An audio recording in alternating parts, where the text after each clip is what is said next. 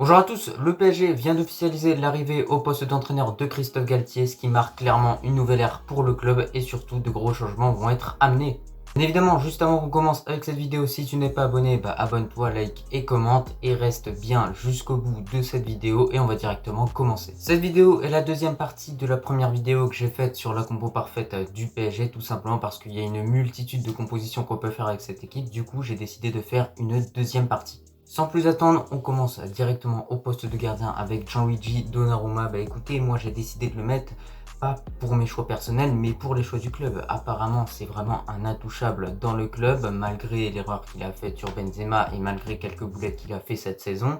Il serait apparemment préféré à Keylor Navas. Néanmoins, Galtier a précisé qu'il verra les gardiens lui-même et qu'il décernera qui jouera en National 1 entre Le Tellier, Navas et Donnarumma.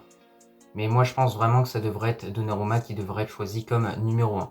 On continue cette composition avec une défense à 3, tout d'abord composée donc bien évidemment du capitaine Marquinhos. Donc c'est un défenseur qui est indispensable pour cette équipe du PSG, un défenseur qui continue de performer et à offrir de très bonnes performances avec cette équipe du PSG en Ligue des Champions ou dans n'importe quelle autre compétition. C'est un joueur qui est constant et il y en a peu, on le sait dans le monde. Donc voilà, faut qu'il continue de faire ce qu'il fait. Puis pour l'instant, ce qu'il fait, c'est juste parfait. Voilà, c'est un joueur qui a une bonne relance au pied, qui sait mettre le pied quand il faut, qui sait mettre du physique quand il faut. Faut qu'il continue. C'est un des meilleurs au monde à son poste. Donc voilà. On continue dans cette défense à 3 avec Sergio Ramos, donc l'Espagnol qui a connu beaucoup de blessures dans cette saison 2021-2022, mais maintenant il est revenu, il s'entraîne beaucoup et vraisemblablement il devrait avoir un statut de titulaire devant Kimpembe, tout simplement parce que la situation de Kimpembe n'est pas précise, on ne sait pas s'il va partir ou pas. En tout cas le PSG, ce qu'ils ont dit, c'est que tout simplement c'est une offre convenable, vraiment qui plaît au club. Kimpembe pourrait partir, alors plusieurs clubs sont intéressés, Chelsea, la Juventus et bien d'autres, donc on verra ce qui va se passer, mais en tout cas pour Kimpembe c'est pas sûr du tout, du coup c'est pour ça que j'ai mis Ramos, mais c'est pas non plus par défaut, c'est surtout parce que Ramos a encore de belles choses à apporter dans le football du côté du PSG, et je pense qu'au centre vraiment de cette défense à 3, il peut vraiment beaucoup apporter au niveau des tacles, au niveau de la percussion, au niveau de la détermination, de la grinta, etc. Pour le dernier défenseur de cette défense à 3, j'ai décidé de mettre tout simplement Milan Skriniar, donc joueur de l'Inter qui devrait probablement vraiment arriver dans les prochains jours au PSG, tout simplement parce que le PSG est très intéressé et va mettre l'argent pour acheter Skriniar. En tout cas, ce serait une très bonne recrue parce que c'est un défenseur qui est très prometteur, qui n'est pas toujours parfait, mais qui franchement offre des performances incroyables depuis plusieurs années en Serie A du côté de l'Inter. Maintenant, on a hâte de voir ce que ça va donner en Ligue 1 avec le PSG et en Ligue des Champions. Mais en tout cas, c'est vraiment une valeur sûre à ce poste-là. On continue maintenant dans cette composition avec au poste de milieu droit, du coup piston droit réellement, Achraf Hakimi, le Marocain qui sait bien occuper cette fonction, qui l'a occupé à Dortmund, qui l'a occupé au Real, etc. Il est plus latéral droit de base, mais quand même, le faire monter d'un cran ne serait pas mauvais au vu des qualités qu'il a offensivement. Il a de la vitesse, il est bon en finition, donc autant le faire monter. Et je pense que vraiment, ça peut être un joueur qui peut apporter beaucoup à cette équipe du PSG et plus qu'on ne le pense. Maintenant, le poste de piston, c'est un poste qui est très compliqué parce que voilà, faut faire des allers-retours offensivement et défensivement. Je le sais parce que je l'occupe actuellement en club.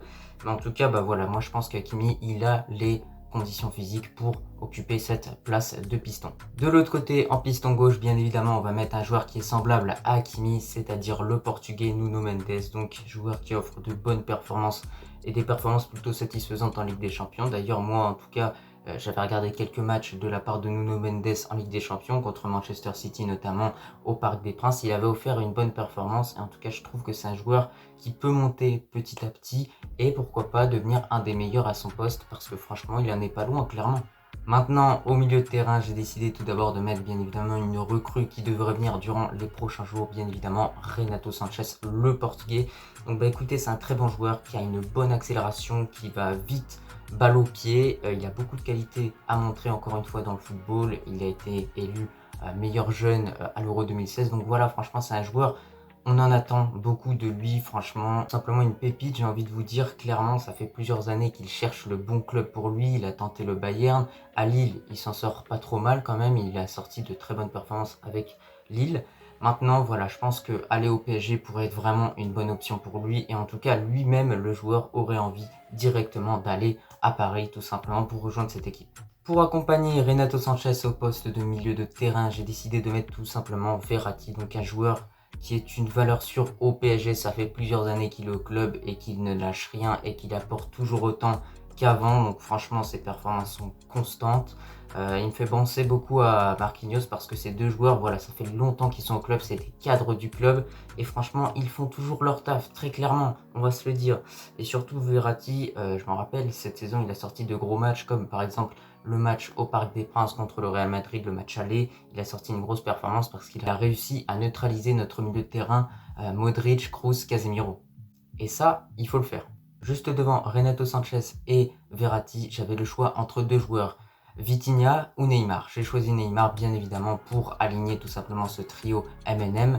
Pourquoi Neymar à ce poste? Il a déjà occupé cette fonction de milieu offensif central et je le trouve plutôt pas mal à ce poste-là.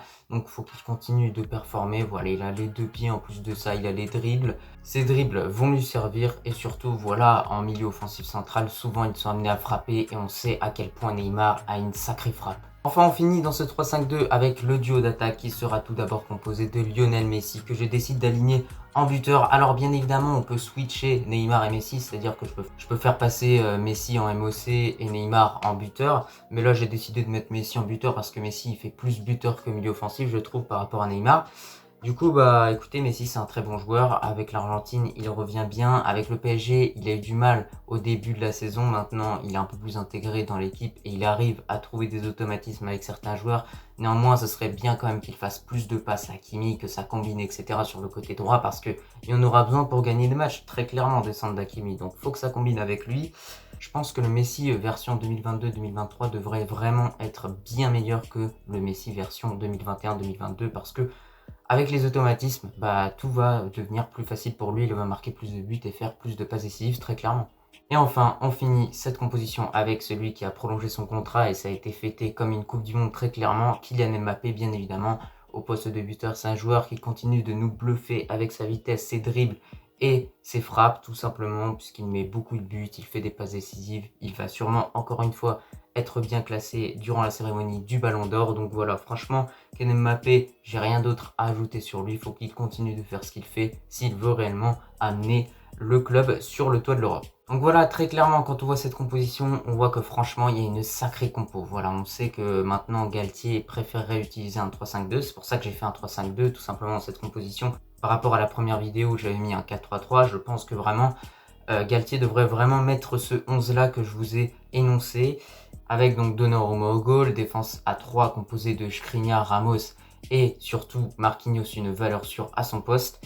Milieu de terrain très solide, tout d'abord avec sur les côtés Hakimi, Nuno Mendes, énormément de vitesse sur les côtés et surtout au cœur de ce milieu de terrain, Renato Sanchez et Verratti vont faire le taf pour donner des bons ballons à Neymar qui va pouvoir ensuite les donner à Messi et à Kylian Mbappé qui vont pouvoir finir les actions derrière. Donc de façon générale, clairement, c'est comme tous les ans, j'ai envie de vous dire avec le PSG, c'est une composition de fou maintenant. Le projet du club, comme l'a dit Nasser, c'est vraiment de former un collectif et pas former un ensemble d'individualités. Et je pense que, voilà, si le PSG arrive à faire ça, je pense qu'ils peuvent aller très très loin, très clairement. S'ils arrivent à vraiment former un noyau et un collectif, ils ont absolument tout pour gagner avec des champions, très clairement. Donc maintenant, il y a juste ça à faire. Et après, on verra combien de temps ça leur prendra, mais qu'ils auront une équipe de fous quand ils arriveront à passer d'individualité à collectif. En tout cas, cette vidéo va prendre fin. Je te remercie si tu l'as regardée dans son entièreté.